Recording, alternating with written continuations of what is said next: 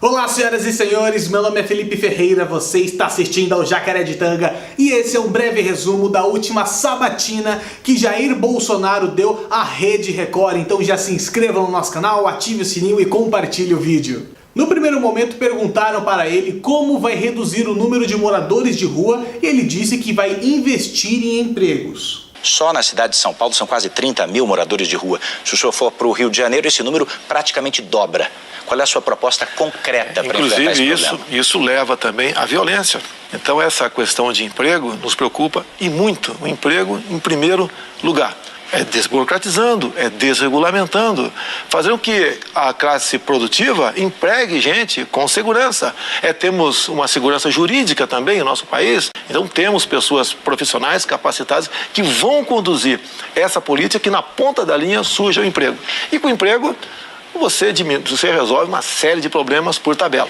E depois de sua resposta, a jornalista insistiu, não, a pergunta que fizemos foi sobre redução de número de moradores de rua. E a resposta dele foi sensacional. Lembrando, deputado, que a pergunta foi sobre moradores de rua. Olha, você pode procurar ajuda em vários locais.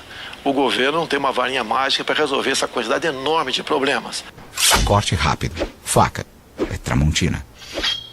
Convenhamos, o que essa mulher esperava escutar? Já dizia Ronald Reagan, o melhor programa social chama-se emprego. Mas enfim, o Bolsonaro deu uma incrementada na resposta, citando o planejamento familiar como uma forma de prevenção a esse problema, e a jornalista, de uma forma super canalha, tentou distorcer a fala do Bolsonaro. Dá uma olhada. Você não vai resolver isso de uma hora para outra.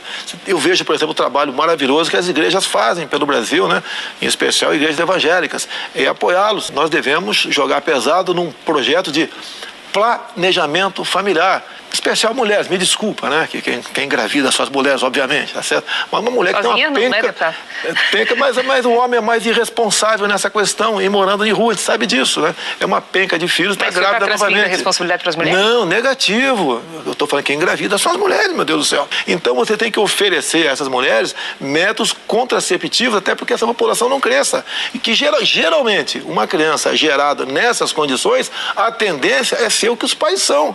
Outra canalice contra o candidato foi quando o outro jornalista criticou ele porque não deu detalhes de como vai aumentar os empregos, o que é impossível em uma entrevista de 15 minutos como foi a da Record. A ideia, candidato, talvez aqui também seja aprofundar um pouco as suas propostas, porque o diagnóstico parece um tanto quanto raso. A burocracia é um problema, desregulamentação de alguns setores, a questão é como fazer.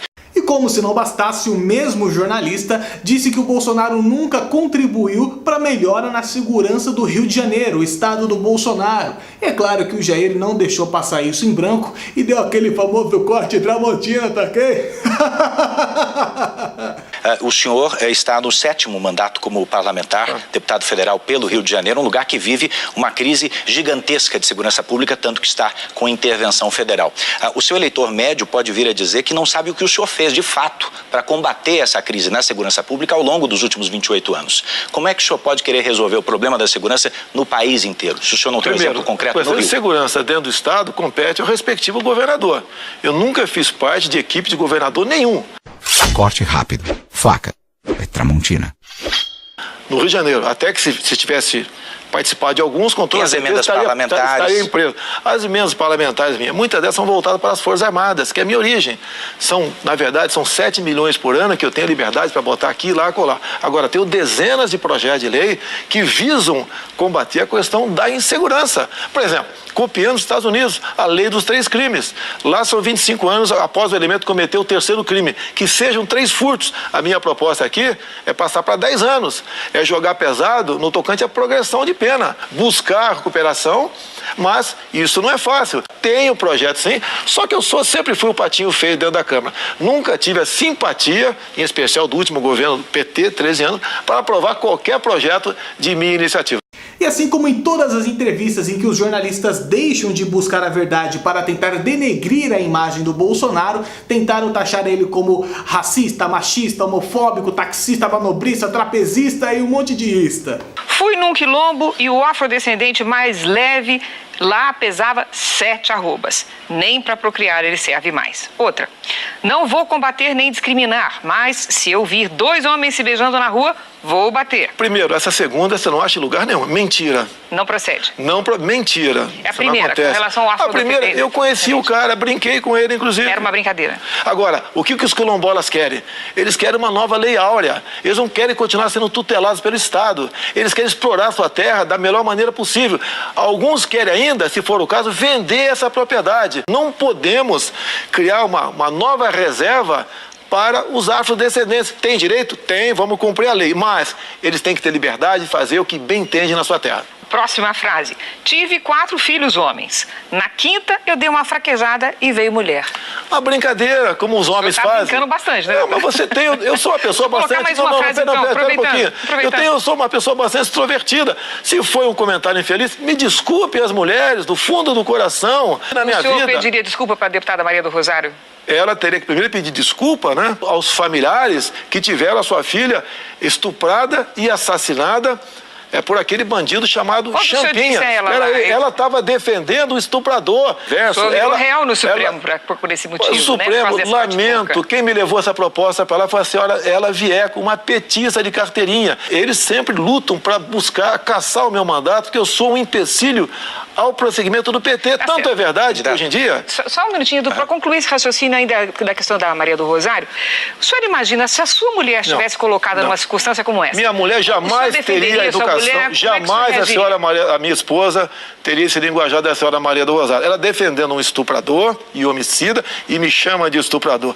Corte rápido. Faca. É Tramontina.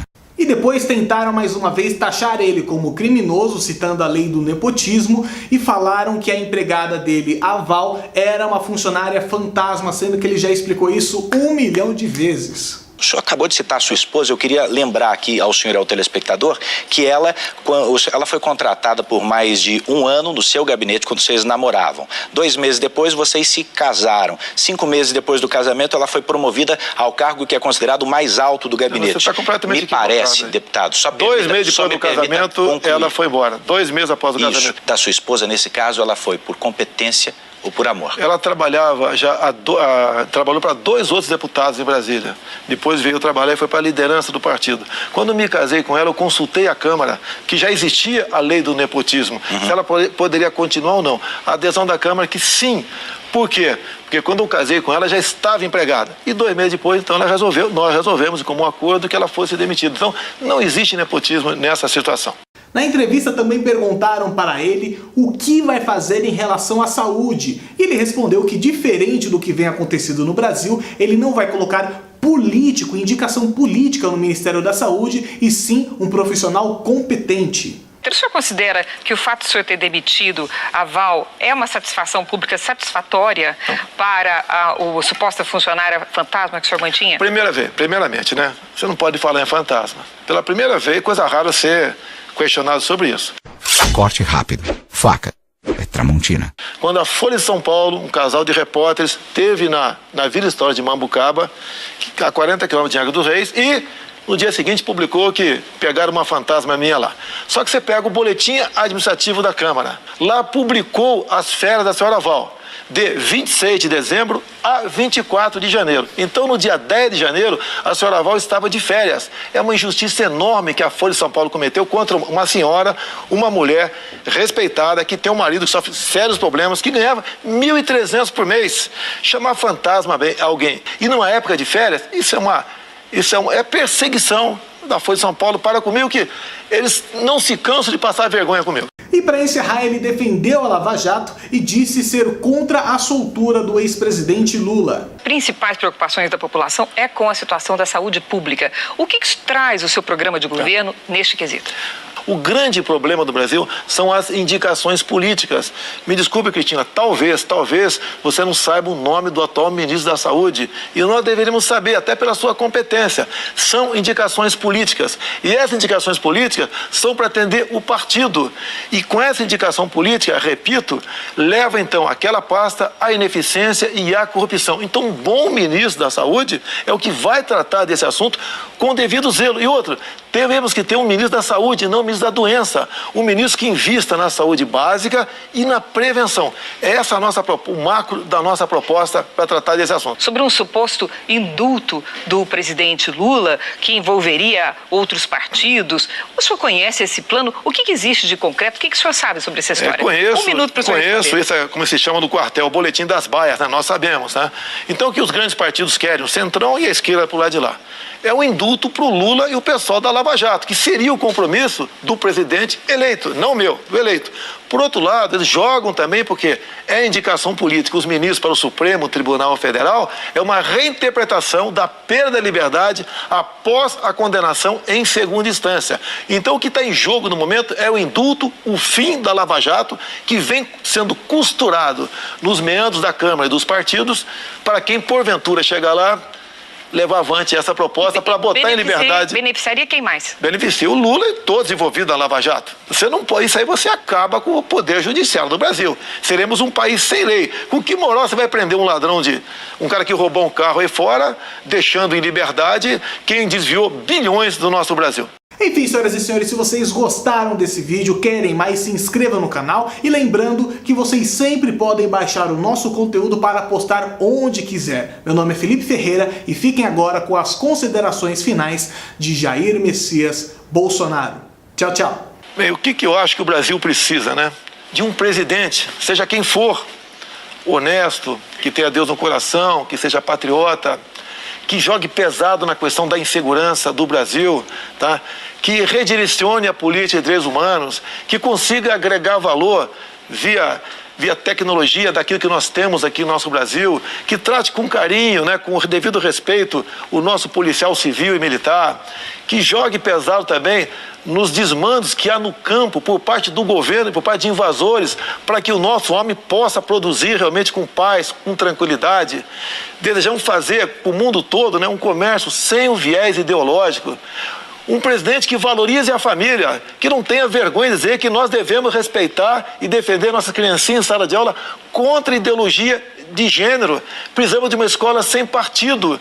Então nós precisamos de uma pessoa normal e que seja honesta acima de tudo. Isso eu acho que é o básico para termos um presidente que possa bem governar o Brasil e que possa, em janeiro do ano que vem, dia 1º, nomear notáveis para compor o seu ministério.